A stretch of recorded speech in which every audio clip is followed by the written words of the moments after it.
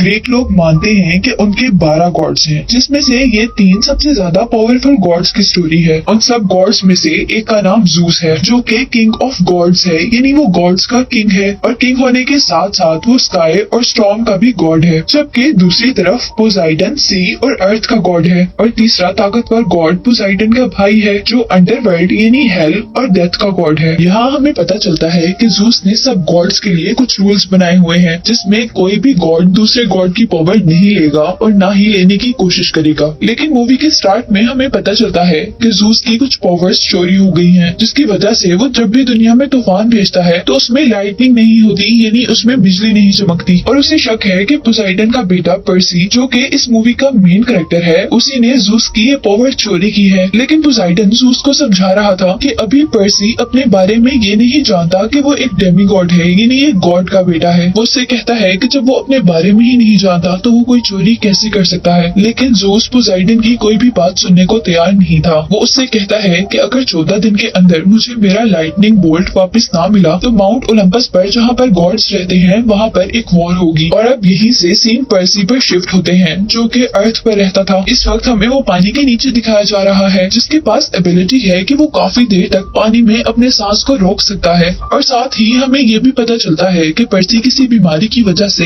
English नहीं पढ़ सकता। अब हम पर्सी को एक ग्रीक म्यूजियम में देखते हैं, जहाँ उसे स्कूल की तरफ से लाया गया था। और वो ग्रीक ना जानने के बावजूद भी अपने प्रोफेसर के कहने पर बहुत आसानी से वहाँ पर ग्रीक पढ़ लेता है। और ये देखकर पर्सी की दूसरी टीचर काफी हैरान हुई थी और वो उसे अपने पीछे पीछे आने को कहती है, जहाँ पर वो उसे खाली रूम में ले आई थी। वहाँ जाने पर पर्सी बहुत ज्यादा हैरान था ये देखकर कि उसकी टीचर एक ऊंची जगह पर खड़ी हुई थी और अचानक वो एक अजीब क्रिएचर में चेंज होते हुए पर्सी पर अटैक कर देती हैं। वो पर्सी को मारते हुए उससे पूछ रही थी कि बताओ बोल्ट कहाँ है, जबकि पर्सी उस बारे में कुछ भी नहीं जानता था। और हमें पता चलता है कि इस क्रिएचर को जूस ने भेजा है, जिसका लाइटनिंग बोल्ट चोरी हो गया है। और अब जब वो क्रिएचर पर्सी को मार रही थी तो यहाँ पर पर्सी का फ्रेंड आता है, जो कि गॉड्स की तरफ से पर्सी का गार्ड था। पर्सी के उस गार्ड के साथ यहाँ पर प्रोफेसर भी आए थे और वो उससे पूछते हैं कि ये क्रिएचर तुम्हें क्या कह रही थी। और पर्सी उनको बताता है कि वो किसी बोल्ट के बारे में पूछ रही थी। और यहाँ प्रोफेसर जान गए थे कि अब पर्सी की सच्चाई लोगों के सामने आ गई है कि असल में वो डेमी गॉड है, यानी वो एक गॉड का बेटा है। प्रोफेसर पर्सी के गार्ड से कहता है कि तुम पर्सी और पर्सी की मॉम को लेकर उस आइलैंड चले जाओ जो डेमी गॉड्स के लिए है। और अब वो गार्ड ऐसा ही करता है। और रास्ते में हम देखते हैं कि पर्सी की मॉम कार ड्राइव कर रही थी, जबकि उनकी कार के सामने एक क्रिएचर आने की वजह से उनकी कार आउट ऑफ कंट्रोल हो गई थी। उनकी कार का एक्सीडेंट हो जाता है और उनकी कार उलट जाती है, जिसमें से अब उनका बाहर निकलना मुश्किल हो रहा था। और तब पर्सी का गार्ड अपनी निचली बॉडी को एक एनिमल की बॉडी में चेंज करते हुए अपने फुट से कार की विंडोज तोड़कर वो लोग बाहर निकलते हैं। और अब वो लोग भागकर उस कैंप में आ जाते हैं, जो कि डेमी गॉड्स के लिए बनाया गया था। वहाँ आने पर पर्सी और उसका गार्ड तो इसीलिए उसके अंदर चले गए थे, लेकिन पर्सी की मॉम, जो कि एक इंसान थी, उनको उस कैंप के बाहर एक इनविजिबल शील्ड ने आने से रोक दिया था। पर्सी की मॉम उसके अंदर तो नहीं आ सकी थी, लेकिन बाहर से एक मॉन्स्टर ने उनको पकड़ लिया था। और अब अपनी मॉम को बचाने के लिए पर्सी और उसका गार्ड लड़ने का डिसाइड करते हैं। और अब पर्सी अपने प्रोफेसर का दिया हुआ एक पेन निकालता है, जिसको क्लिक करने पर वो सॉर्ड में चेंज हो गया था। लेकिन उसी दौरान उस मॉन्स्टर ने पर्सी की मॉम को जलाकर राख कर दिया था, जिसे देखकर पर्सी को बहुत ज्यादा गुस्सा आता है और वो अपनी तलवार से उस पर वार करता है। लेकिन वो मॉन्स्टर बहुत बड़ा था और वो एक ही वार में पर्सी को दूर फेंक देता है और खुद दोबारा उस पर अटैक करने के लिए टक्कर मारने वाले अंदाज में उसके करीब आता है। लेकिन पर्सी जल्दी से नीचे हो जाता है, जबकि ड्रैगन का एक हॉर्न ट्री के अंदर फंसकर टूट गया था।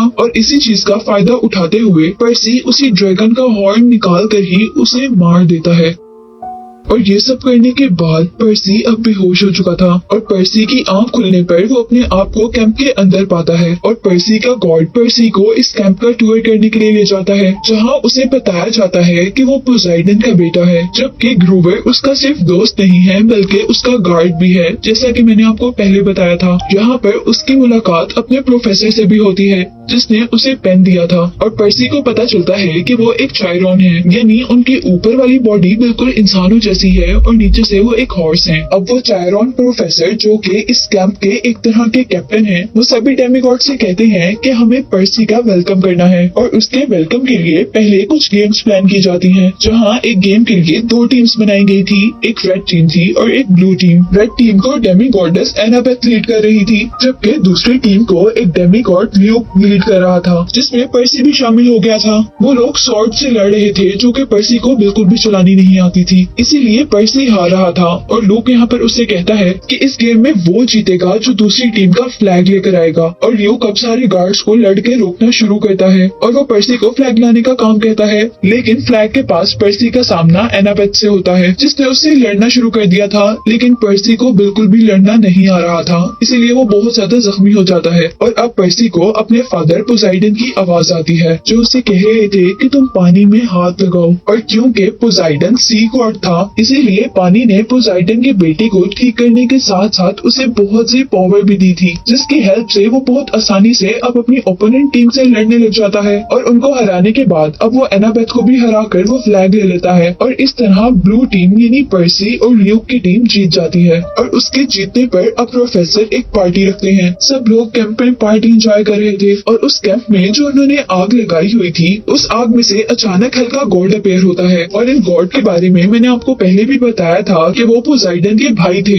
यानी वो पर्सी के अंकल थे। और वो उसे कह रहे थे कि तुम्हारी मॉम अभी भी जिंदा है और हमारे पास है, जैसे ही तुम बोल्ट वापस कर दोगे तो हम तुम्हारी मॉम को सही सलामत वापस कर देंगे। ये कहते ही वो गॉड तो गायब हो जाते हैं। और पर्सी जल्दी से प्रोफेसर के पास जाता है और उसे कहता है कि मुझे अपनी मॉम को बचाना है। और प्रोफेसर उसे कहते हैं कि हाँ, ये हम काम कर सकते हैं, लेकिन इस काम के लिए हमें गॉड जूस के पास जाकर उन्हें इस बात का यकीन दिलाना होगा कि तुमने कुछ भी चोरी नहीं किया और वो लाइट बोल्ट भी तुम्हारे पास नहीं है। कुछ देर के लिए तो वो प्रोफेसर की बात पर हाँ कर देता है, क्योंकि उसे लग रहा था कि अगर वो प्रोफेसर के साथ कुछ और कहेगा तो वो उनकी बात नहीं मानेंगे। और फिर रात होने पर वो अकेला अपनी मॉम को बचाने के लिए निकल रहा था कि तभी पर्सी का गार्ड, जिसका नाम ग्रूवर है, वो उसके पीछे आता है। पर्सी उसे मना करता है कि तुम मेरे पीछे नहीं आओ, मैं अकेला ही जाऊंगा। पर ग्रूवर उसे कहता है कि पोसाइडन गॉड ने मुझे तुम्हारा गार्ड रखा है और तुम मेरे बगैर कहीं पर भी नहीं जा सकते। इतने में ही यहाँ पर अब एनाबेथ आ जाती है, जो कि पर्सी को कह रही थी कि मैं एक बहुत अच्छी फाइटर हूँ, मैं तुम्हारे बहुत काम आ सकती हूँ। और अब पर्सी उन दोनों को बताता है कि हमें अंडरवर्ल्ड यानी हेल जाना है, इस मूवी में दिखाया जाने वाले थर्ड गॉड के पास। लेकिन उन्हें ये नहीं पता था कि वो अंडरवर्ल्ड कैसे जाएंगे। और एनाबेथ उन्हें कहती है कि हमारी हेल्प ल्यूक कर सकता है। और ल्यूक के पास जाने पर ल्यूक वाकई ही उनकी हेल्प करता है और उन्हें अंडरवर्ल्ड का मैप देता है। ल्यूक उन्हें सिर्फ मैप ही नहीं देता, बल्कि उसने पर्सी को एक खास शूज दिए थे, जो कि उड़ने की एबिलिटी रखते थे। और उसी के साथ ल्यूक उसे एक शील्ड भी देता है। ये शील्ड ल्यूक ने उसे क्यों दी थी, ये बात हमें आगे पता चलेगी। अब ल्यूक उन्हें ये भी बताता है कि इस मैप की हेल्प से तुम लोग उस अंडरवर्ल्ड के अंदर तो जा सकते हो, लेकिन बाहर आने के लिए तुम्हें एक खास स्टोन की जरूरत होगी, यानी जिसको भी अंडरवर्ल्ड से बाहर आना होगा उनको वो स्टोन चाहिए होगा। अब तुम लोग 3 हो तो तुम लोगों को 3 स्टोन चाहिए होंगे। और उनके पूछने पर वो बताता है कि ये मैप तुम्हें स्टोन का रास्ता भी बताएगा। और हम देखते हैं कि वो लोग मैप की हेल्प से पहला स्टोन लेने के लिए एक घर के अंदर आते हैं। उस घर के अंदर जाने पर उन लोगों को वहाँ पर बहुत से स्टेचूज दिखे थे और साथ ही एनाबेथ को वहाँ पर बहुत से कॉइन्स भी मिलते हैं, जो कि एक तरह की डेमिगॉड्स की दुनिया की मनी थी। और एनाबेथ उस मनी को पर्सी को दे देती है, क्योंकि आगे उन्हें इस मनी की जरूरत पड़ने वाली थी। और उसी दौरान अब एनाबेथ को एक औरत मिलती है, जो उसे बहुत रोते हुए बता रही थी कि उसके हस्बैंड को किसी ने स्टैचू बना दिया है। और यहीं दूसरी तरफ हम देखते हैं कि ग्रूवर जैसे ही स्टैचूज को देख रहा था, तो उसे ये बात समझ आई थी कि ये स्टैचू असल में इंसान है और वो एक स्नेक के सर वाली लड़की के असर के अंदर है, जो कि किसी की भी आंखों में देखकर उसे स्टैचू बना देती है। और अब हम देखते हैं कि ग्रूवर ये सारी बात पर्सी को बताता है, जबकि दूसरी तरफ वो लेडी एनाबेथ के पास आ गई थी और वो उसे बता रही थी कि मुझ पर ये चीज कर्स है और ये कर्स मुझे तुम्हारी मॉम ने ही दिया है, जो कि एक गॉड है। वो औरत एनाबेथ को भी स्टैचू बनाना चाह रही थी, लेकिन एनाबेथ आंखें ही नहीं खोलती, जबकि उसके पास खड़ी हुई औरत के आंखों में देखने पर वो उसे स्टैचू बना देती है। और अब यहाँ पर हम पर्सी को देखते हैं, जिसने उस स्नेक लेडी को डिस्ट्रैक्ट कर लिया था और उसका ध्यान एनाबेथ से हट गया था। और अब वो लेडी पर्सी को ही पकड़ लेती है, जिसकी हेल्प करने के लिए अब ग्वर और एनाबेथ दोनों वहाँ पर कार लेकर आते हैं और उन्हें कार से हिट करते हैं। और मौका मिलते ही पर्सी अपनी पेन को स्वॉर्ड में चेंज करते हुए उस स्नेक लेडी को मार देता है और उसका सर काट कर अपने पास रख लेता है। और हम देखते हैं कि उसको मारते ही अब पहला स्टोन उन्हें उस लेडी के हाथ पर मिला था, जिसको लेने के बाद अब वो लोग दूसरे स्टोन की तरफ बढ़ रहे थे जो कि एक म्यूजियम में था। म्यूजियम में जाने पर वो लोग देखते हैं कि वो स्टोन एनाबेथ की मॉम के स्टैचू के अंदर है और उस म्यूजियम में उस स्टैचू के पास बहुत ज्यादा सिक्योरिटी है, इसीलिए अब वो डिसाइड करते हैं कि वो रात को आकर यहाँ से स्टोन ले लेंगे। और वो लोग ऐसा ही करते हैं। रात में वो लोग यहाँ पर आते हैं और एनाबेथ अपनी फाइटिंग पावर का यूज करते हुए वहाँ पर सारे गार्ड्स को बेहोश कर देती है, जबकि पर्सी ल्यूक के दिए हुए मैजिकल स्नीकर्स पहनकर उस स्टैचू के ऊपर चढ़ता है और दूसरा स्टोन भी ले लेता है। लेकिन उसके स्टोन लेते ही यहाँ पर 5 आदमी आए थे जो आपस में मिलकर उनके सामने ही एक वाटर क्रिएचर हाइड्रा के अंदर चेंज हो गए थे, जिस क्रिएचर के 5 सर थे। जिस तरह वो 5 आदमी थे और जैसे ही वो क्रिएचर पर्सी पर अटैक करती है तो पर्सी के हाथ से वो स्टोन नीचे गिर जाता है और क्योंकि पर्सी साइड पर छुपा हुआ था और स्टोन दूसरी तरफ गिरा था, इसीलिए अब उसे स्टोन को लेने के लिए उन क्रिएचर्स के सामने से गुजरना था। और पर्सी अब उनसे लड़ते हुए आगे बढ़ता है और उस क्रिएचर के 5 सरों में से एक सर काट देता है। लेकिन एनाबेथ उसे कहती है कि ये तुमने बहुत गलत किया, क्योंकि अब उसकी एक सर की जगह 2 और नए सर निकल आएंगे। और वाकई ही ऐसा हो भी गया था और साथ ही पर्सी को अपना स्टोन भी मिल गया था जिसे वो उठा लेता है। और अब वो तीनों उस क्रिएचर के मुंह से निकलने वाली आग से बचते हुए गेट तक तो पहुंच गए थे, लेकिन उन क्रिएचर्स ने अपनी पावर से उस गेट को खुलने नहीं दिया था, जिस पर अब पर्सी का गार्ड ग्रूवर बहुत ही होशियारी से उस स्नेक वाली लेडी का सर जो उन्होंने काट कर अपने पास रख लिया था वो उन क्रिएचर्स के आगे कर देता है, जिससे वो सब लोग स्टैचू बन जाते हैं और वो लोग आराम से वहाँ से बाहर आ जाते हैं। अब उनके पास 2 स्टोन हो चुके थे और उन्हें एक स्टोन ढूंढकर अंडरवर्ल्ड जाना था अपनी सच्चाई प्रूफ करने के लिए,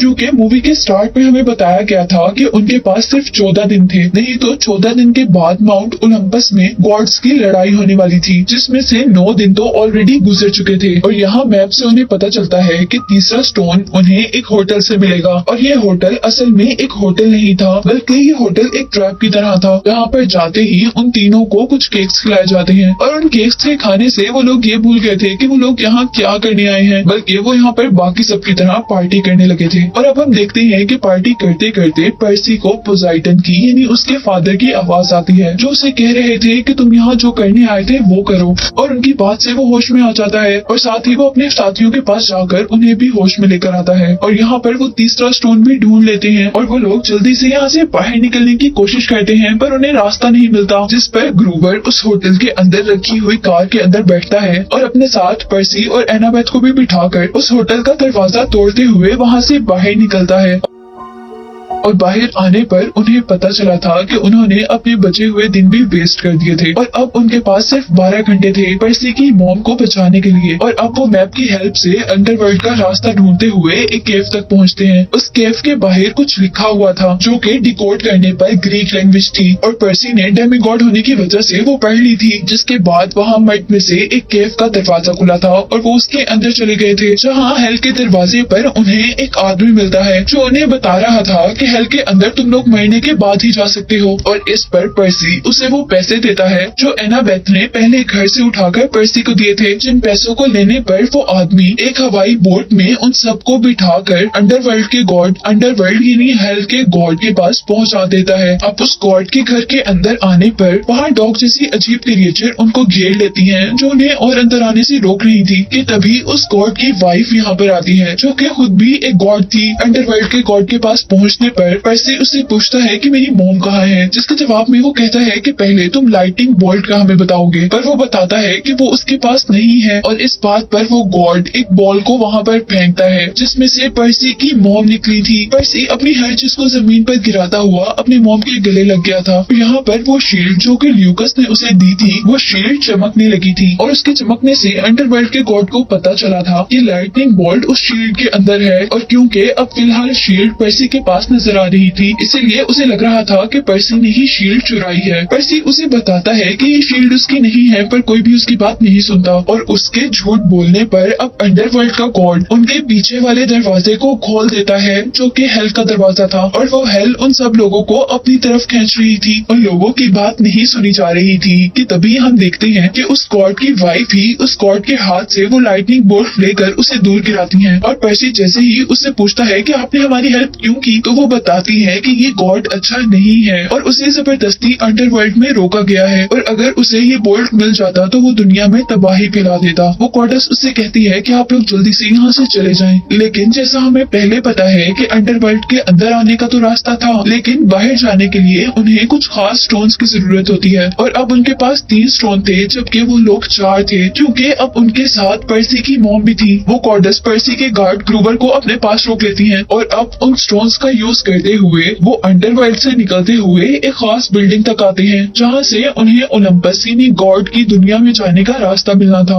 और यहाँ पर उन्हें ल्यूक मिलता है, जिसके बारे में हमें पता चल गया था कि असल में लाइटनिंग बोल्ट पर्सी ने नहीं बल्कि ल्यूक ने चुराया था। और पर्सी उससे पूछता है कि तुमने ऐसा क्यों किया था और वो लाइटनिंग बोल्ट मुझे क्यों दिया था, और ल्यूक इस बात का उसे जवाब देता है कि असल में वो गॉड्स की ताकतों से तंग आ गया है, इसीलिए उसने उनका लाइटनिंग बोल्ट चुरा लिया है ताकि गॉड्स के दरमियान में वॉर हो और वो सारे मर जाएं, जिसके बाद डेमी गॉड्स पावर में आएंगे। यहाँ पर हम देखते हैं कि ल्यूक ने उसके हाथ से बोल्ट भी ले लिया था, पर पर्सी हार मानने वाला नहीं था। वो उससे लड़ता है बोल्ट लेने के लिए, लेकिन अभी तक वो कामयाब नहीं हुआ था। इसीलिए पर्सी अपनी पावर्स का यूज करता है और वहाँ पर मौजूद बहुत से टैंक्स में से पानी खींचते हुए वो उस पानी से ल्यूक पर अटैक कर देता है, जिसकी वजह से वो वहाँ करीब एक नहर में गिर गया था। जबकि पर्सी ने अब वो लाइटनिंग बोल्ट उठा ली थी। जितने में हमने देखा था कि पर्सी ने वो लाइटनिंग बोल्ट उससे हासिल किया था, उतने में एनाबेथ ने वो दरवाजा भी खोल लिया था जहाँ से उन्हें ओलंपस जाना था। और ओलंपस में जाते ही वो लोग देखते हैं कि सारे गॉड्स लड़ने के लिए तैयार हैं, और यहाँ पर्सी टाइम पर पहुंचकर ज़ूस को उसका लाइटनिंग बोल्ट वापस कर देता है और उसे बताता है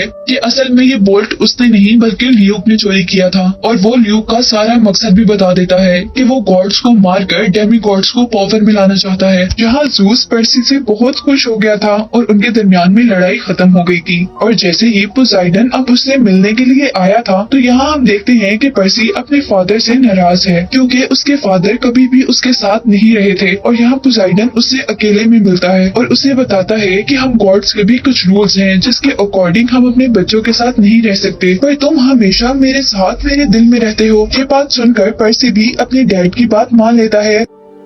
और नेक्स्ट सीन में अब हम पर्सी को उसकी मॉम के साथ देखते हैं, जो कि उन्हें डेमी गॉड के कैंप में छोड़ने आई थी। अंदर जाने पर हम पर्सी के साथ उसके गार्ड को भी देखते हैं, जिसका नाम ग्रूवर था, जिसे उसने ज़ूस से कहकर वहाँ से छुड़वाया था। और यहीं पर हम देखते हैं कि पर्सी और एनाबेथ पीसफुली अपने कैंप्स में हैं। और यहाँ एनाबेथ पर्सी को ट्रेनिंग दे रही थी, जिसके साथ इस मूवी के फर्स्ट पार्ट की एक्सप्लेनेशन तो कंप्लीट हो गई है। और अब मैं आपको इस मूवी का सेकंड पार्ट एक्सप्लेन करने वाली हूँ। और इस पार्ट के स्टार्ट में हमें मेन कैरेक्टर यानी पर्सी, एनाबेथ और ग्रूवर का बचपन दिखाया जा रहा है, जहां उनके साथ एक और बच्ची भी है। और हमें पता चला था कि वो गॉड ज़ूस की बेटी थी। वो सब लोग मिलकर अपने कैंप की तरफ भाग रहे थे, क्योंकि उनके पीछे ऐसी क्रिएचर्स लगी हुई थी जो कि डेमीगॉड्स को खाती थी। और यहाँ अब ज़ूस की बेटी को उन क्रिएचर्स पर गुस्सा आ जाता है। वो अपने फ्रेंड्स की जान बचाने के लिए खुद लड़ने का डिसाइड करती है और अपने फ्रेंड्स को कैंप के अंदर जाने का कहती है। और उनसे लड़ते लड़ते आखिर उन क्रिएचर्स ने ज़ूस की बेटी को मार दिया था।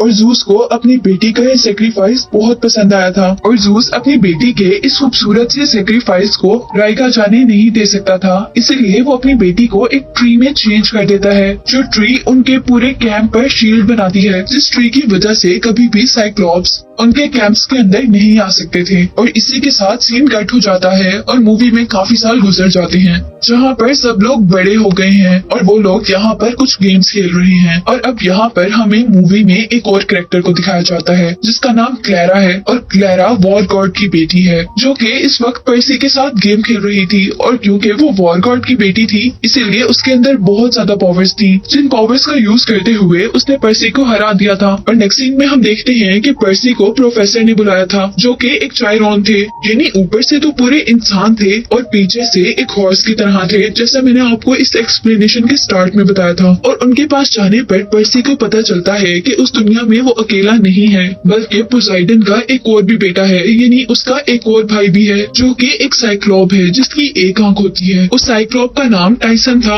और पर्सी टाइसन को देखकर बहुत ज्यादा खुश था। टाइसन के पास ऐसी पावर्स थी कि वो दूर से आने वाली चीजों को फील कर लेता था, जिस तरह अब खाना खाते हुए उसे फील हो रहा था कि उनके कैंप के अंदर एक रोबोटिक बुल आ रहा है। और कुछ ही सेकंड में हम देखते हैं कि वाकई एक बुल उनकी तरफ आ रहा था, जो कि उनकी कैंप की शील्ड को तोड़ते हुए उनके कैंप के अंदर आ गया था, जहां वो सब पर अटैक कर रहा था। लेकिन क्लेरा, जो बहुत ज्यादा पावरफुल थी, अब वो उससे लड़ने के लिए आगे बढ़ी थी। लेकिन वो बुल उससे भी ज्यादा पावरफुल था और वो अपने मुंह से आग भी निकाल सकता था, इसलिए वो क्लेरा को अपने ऊपर से पीछे गिराते हुए पर्सी पर अब अपने मुंह से फायर करने वाला था। और तभी पर्सी अपने प्रोफेसर का दिया हुआ पेन, जिसके चलाने में वो एक स्वॉर्ड में चेंज हो जाता है, उसके मुंह में डाल देता है और वो पेन उस बुल के अंदर जाकर स्वॉर्ड में चेंज हो गया था, जिसकी वजह से वो बुल पूरा का पूरा टूट गया था। और अब उसके मरते ही यहाँ पर ल्यूक आता है, जिसे देखकर पर्सी बहुत ज्यादा हैरान था, क्योंकि उसने पहले ल्यूक को मार दिया था। वो उससे पूछता है कि तुम तो मर गए थे। इस बात का तो वो पर्सी को कोई जवाब नहीं देता, लेकिन पर्सी से कहता है कि क्या तुम अभी भी मेरे मकसद में मेरी हेल्प करोगे। यानी वो अभी भी गॉड्स को हराकर डेमी गॉड्स को पावर में लाना चाहता था। वो कहता है कि अब मेरा साथ बहुत से डेमी गॉड्स भी दे रहे हैं। और साथ ही वो उससे पूछता है कि तुम्हें उस बात के बारे में तो पता होगा ना, जिसके बारे में प्रोफेसिस यानी पेशेंट गोई हुई भी है। और ये बात पर्सी को कंफ्यूज कर देती है कि ऐसी कौन सी बात है जो वो नहीं जानता। और ये कहते ही ल्यूकस तो वहाँ से गायब हो गया था। और अब उनके जाते ही यहाँ पर सारे कैंप के लोग आ गए थे। वो लोग उस ट्री के पास खड़े थे, जो ट्री जूस की बेटी की ग्रेव पर बना हुआ था और जो ट्री उनके कैंप के ऊपर शील्ड बनाया करता था। वहाँ आकर प्रोफेसर को पता चलता है कि ल्यूक ने असल में इस ट्री को जहर दे दिया है और उस जहर से वो ट्री बहुत ज्यादा कमजोर हो गया था और उसके कमजोर होने से ऑटोमेटिकली शील्ड भी बहुत ज्यादा कमजोर हो गई थी। यहाँ हम देखते हैं कि प्रोफेसर अब उस ट्री के लिए मेडिसिन बनाने लगे थे, जबकि पर्सी उससे क्वेश्चन करता है कि ऐसी कौन सी बात है जो फ्यूचर में होने वाली है और मैं नहीं जानता। और अब प्रोफेसर उसे एक स्केलेटन के पास भेजते हैं, जो कि उनकी दुनिया में एक तरह की फ्यूचर टेलर थी, यानी वो फ्यूचर बताया करती थी। पर्सी उससे जाकर सवाल करता है और उसके सवाल में वो स्केलेटन बताती है कि हजारों साल पहले यहाँ पर बहुत से गॉड्स थे, जिनका लीडर क्रोनोस था, जो कि सबसे बड़ा था। लेकिन वो बहुत जालिम गॉड था। इवन वो इतना जालिम था कि वो अपने बच्चों को भी खा लिया करता था और उसके जुल्म से तंग आकर अब उसी के बच्चों ने उसी को मारने का डिसाइड किया था। और उसके बच्चों के बारे में हमें पता चलता है कि उसके बच्चे वही 3 पावरफुल गॉड्स हैं, जिनके बारे में हमें मूवी के स्टार्ट में बताया गया था, यानी ज़ूस, पोसाइडन और पोसाइडन का भाई, जो कि अंडरवर्ल्ड का गॉड है। और उन तीनों ने मिलकर एक खास सोर्ड से उसे मार दिया था, जिसके बाद सिर्फ 12 गॉड्स इस दुनिया पर राज किया करते थे। और अब वो कहती है कि वो बात जो तुम पूछ रहे हो वो ये है कि क्रोनोस अब दोबारा वापिस आएगा, जो ओलंपस यानी गॉड्स की दुनिया और दूसरी दुनिया से अपना बदला लेगा, जिसे अब ओलंपस में रहने वाले गॉड्स के बच्चे मारेंगे। लेकिन क्रोनोस को मारने से पहले उन गॉड्स के बच्चों यानी डेमी गॉड्स को आपस में भी लड़ना पड़ेगा। और वो कहती है कि जो जीत जाएगा वही क्रोनोस को हराएगा, और अगर वो डेमी गॉड अच्छा हुआ तो क्रोनोस को हराने के बाद वो इस दुनिया को आबाद कर देगा। लेकिन अगर वो डेमी गॉड बुरा हुआ तो क्रोनोस को हराने के बाद वो इस दुनिया को बर्बाद कर देगा। ये बात सुनकर पर्सी 1 मिनट के लिए डर गया था, क्योंकि उसे लग रहा था कि अब उसे ल्यूक से लड़ना पड़ेगा। और उसे साथ ही साथ ये भी पता चलता है कि उन बातों से शायद ल्यूक पर्सी को लड़ने की ही धमकी दे रहा था। और दूसरी तरफ अब हम एनाबेथ और ग्रूवर को देखते हैं, जो कि प्रोफेसर के पास जूस की बेटी को ठीक करने का एक तरीका ढूंढ कर आए थे। वो उन्हें एक फ्लीस दिखाते हैं, जिसको जैसे ही वो उस ट्री के ऊपर डालेंगे तो जूस बिल्कुल ठीक हो जाएगी और उनकी सिक्योरिटी शील्ड भी दोबारा पहले की तरह पावरफुल हो जाएगी, जिसमें हर डेमी गॉड सेफ रहेगा। और इस बात पर उनके कैंप के लीडर उन्हें कहते हैं कि इस चादर के बारे में मैं भी जानता था, लेकिन ये चादर सी के अंदर बरमूडा ट्रायंगल के दरमियान में है और इसे निकालना खतरे से खाली नहीं होगा। और यहाँ पर किसी न किसी तरह एनाबेथ उसे मना लेती है। वो लोग रात में सभी डेमी गॉड्स को इकट्ठा करते हैं और उनके सामने वो एनाबेथ का नाम नहीं लेते, बल्कि एनाबेथ की हुई रिसर्च को अपने नाम से पेश करते हुए बताते हैं कि उन्होंने डेमी गॉड्स की सिक्योरिटी शील्ड को बेहतर बनाने के लिए एक तरीका ढूंढ लिया है, जिसके लिए उन्हें एक चादर की जरूरत है जो कि हमें बरमूडा ट्रायंगल के पास से लेकर आनी है। और वो सबको बता रहे थे कि उस चादर की प्रोटेक्शन एक साइक्लोप करता है और हमें उस साइक्लोप से वो चादर लेकर आनी है। जहाँ हमें बताया जा रहा था कि साइक्लोप ऐसे क्रिएचर्स को खाते थे जो कि डेमिगॉड्स की हिफाजत किया करते थे, जिस तरह ग्रूवर। और अब वो साइक्लोप से लड़ने के लिए वॉलगॉड की बेटी क्लैरा को चुनते हैं और उसी के साथ ग्रूवर की तरह के एक और आदमी को, जिनको साइक्लोप खाया करते हैं, और वो आदमी एज अ ट्रैप उनके साथ जाएगा। क्लैरा का नाम सुनकर एनाबेथ का चेहरा एक मिनट के लिए उतर जाता है, लेकिन ग्रूवर यहाँ पर बहुत ज्यादा खुश था कि वो बच गया, क्योंकि वर्स्ट कंडीशन में ऐसा भी हो सकता था कि साइक्लोप उसे ही खा लेता। और अब असल में उनके ट्राइब की तरफ से तो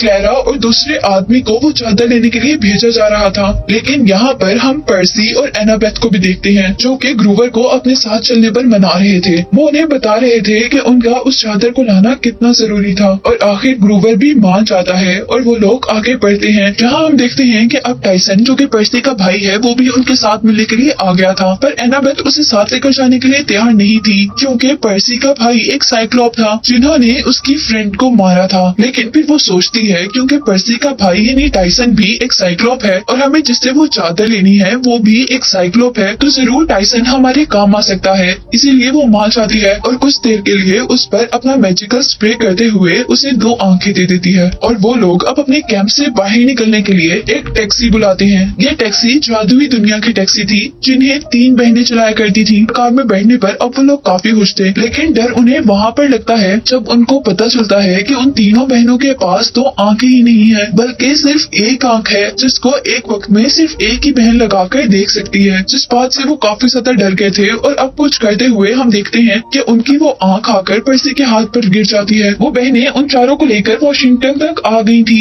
लेकिन उन्हें यहाँ आकर पता चला था कि उन चारों के पास अब ज्यादा पैसे नहीं हैं, इसलिए वो वहीं पर उन्हें छोड़ देती हैं। और इसके बाद अब उन लोगों को पैदल ही सफर करना था, जहाँ पर हम देखते हैं कि ल्यूक और उसके साथी डेमिगॉड्स उन सब पर अटैक कर देते हैं। और यहाँ उन सबको डिस्ट्रैक्ट करते हुए ल्यूक के आदमी ग्रूवर को अपने साथ ले गए थे, क्योंकि ल्यूक उस साइक्लोप को, जिसके पास वो चादर है, उसे ग्रूवर को देकर उसके बदले में वो चादर लेना चाहता था। और यहाँ पर वो लोग हेल्पलेस फील कर रहे थे, इसीलिए वो एक खास आदमी के पास जाते हैं, जो कि पैसों के बदले डेमिगॉड्स की चीजें गॉड्स की दुनिया में भेजा करता था। उसके पास आकर पर्सी उस आदमी को ल्यूक का सारा प्लान बताता है और उसे रिक्वेस्ट करता है कि अगर वो ल्यूक की लोकेशन उन्हें ढूंढ दे तो वो लोग अपने फ्रेंड को बचाने के साथ साथ यहाँ सब लोगों को भी बचा लेंगे। और आखिर वो आदमी उन्हें ल्यूक की लोकेशन भी बता देता है और साथ ही उन्हें कुछ गैजेट्स भी देता है, जिसमें उसने पर्सी को एक ऐसी टेप दी थी जिसको अगर वो किसी चीज पर लगाता तो वो चीज गायब हो जाती। जबकि दूसरी तरफ उस आदमी ने एनाबेथ को एक स्प्रे दिया था, जिस स्प्रे को खोलने पर उसमें से बहुत प्रेशर से हवा निकलने वाली थी। उन लोगों को उस वक्त तो वो गैजेट्स बहुत ज्यादा अजीब और नाकारा लग रहे थे, लेकिन फिर भी वो उन गैजेट्स को अपने पास रखते हुए उसे थैंक यू करते हुए आगे बढ़ते हैं, क्योंकि उन्हें उस जगह से ल्यूक को पकड़ना था जो लोकेशन उन्हें उस आदमी ने बताई थी। लेकिन यहाँ वो अब भी लेट हो गए थे, क्योंकि ल्यूक एक बहरी जहाज में वहाँ से दूर चला गया था। अब टाइसन वक्त जाया किए बगैर जल्दी से पानी में उतरता है और पानी से बातें करते हुए वो अपने फादर पोसाइडन से हेल्प मांगता है। और पोसाइडन वहाँ पर उनके लिए एक सी हॉर्स भेजता है, जिस पर बैठकर वो लोग ल्यूक की शिप तक पहुँच गए थे।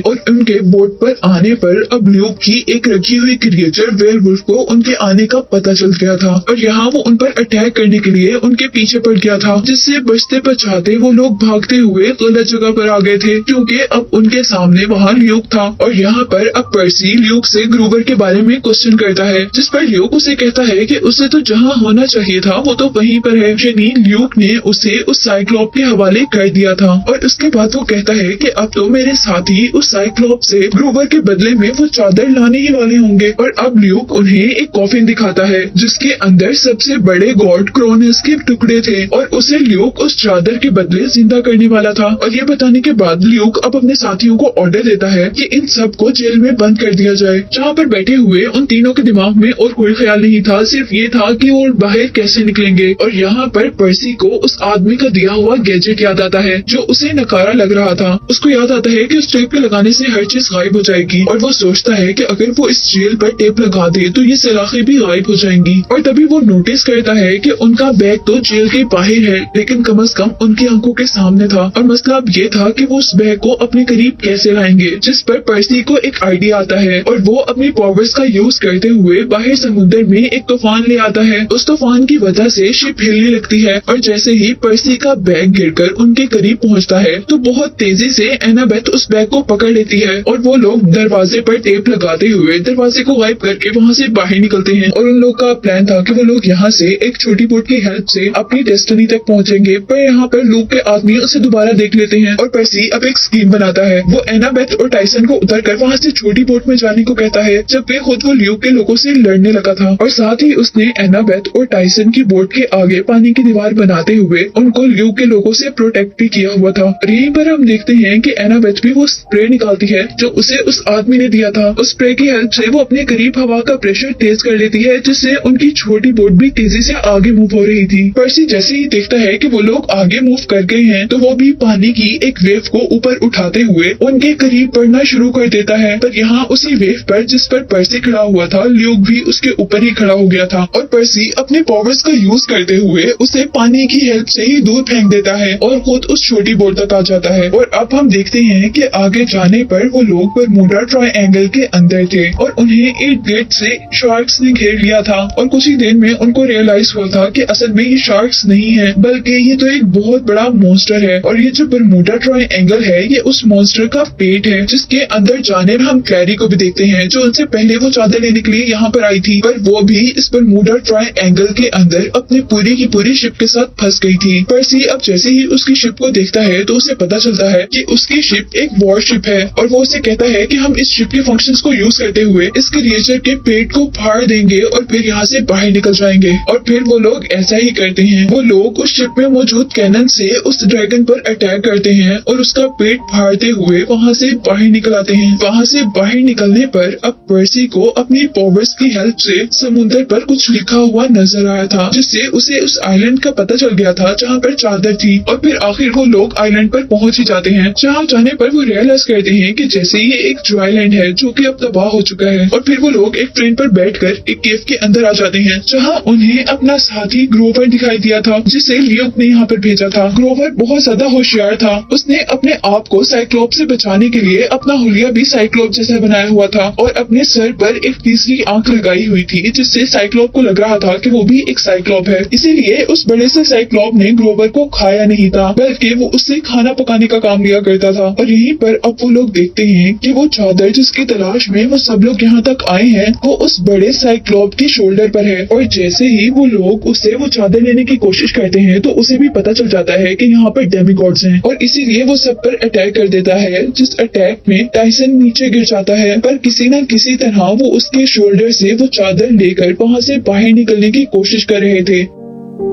और वो साइक्लोप उनके पीछे पीछे था। और फिर जल्दी से वो लोग भागकर उस केव से बाहर आ जाते हैं और उस केव को एक बहुत बड़े से पत्थर से बंद कर देते हैं। यहाँ अब वो लोग बहुत ज्यादा खुश थे क्योंकि उनको चादर मिल चुकी थी और उन्होंने साइक्लोप को भी बंद कर दिया था। पर इधर उनकी किस्मत अभी भी खराब थी क्योंकि ल्यूक उनसे वो चादर लेने के लिए आ गया था। वो उनसे उस चादर को मांगता है लेकिन पर्सी उसे चादर देने से इनकार कर देता है और इस बात पर वो अपनी गन से पर्सी पर अटैक कर देता है। पर इससे पहले कि उसका वेपन पर्सी को लग पाता, टाइसन जो कि पर्सी का भाई है वो उसके सामने आ जाता है अपने भाई को बचाने के लिए। और यहाँ उसने अपने भाई को बचाने के लिए अपने आप को सेक्रीफाइस कर दिया था और टाइसन उस चोट के लगने से वहाँ नीचे पानी में गिर गया था और सबको लगा था कि अब वो मर गया है। यहाँ हम देखते हैं कि ल्यूक उस चादर को लेकर क्रोनोस के कॉफिन तक पहुँच जाता है और उस चादर को क्रोनोस के कॉफिन पर रख देता है, जिसकी वजह से वहाँ पर कुछ मैजिकल वेव्स क्रिएट होना शुरू हो गई थी, जैसे क्रोनोस अब जिंदा हो रहा हो। जब फिर दूसरी तरफ हम देखते हैं कि ल्यूक ने सबको हॉस्टेज बनाया हुआ था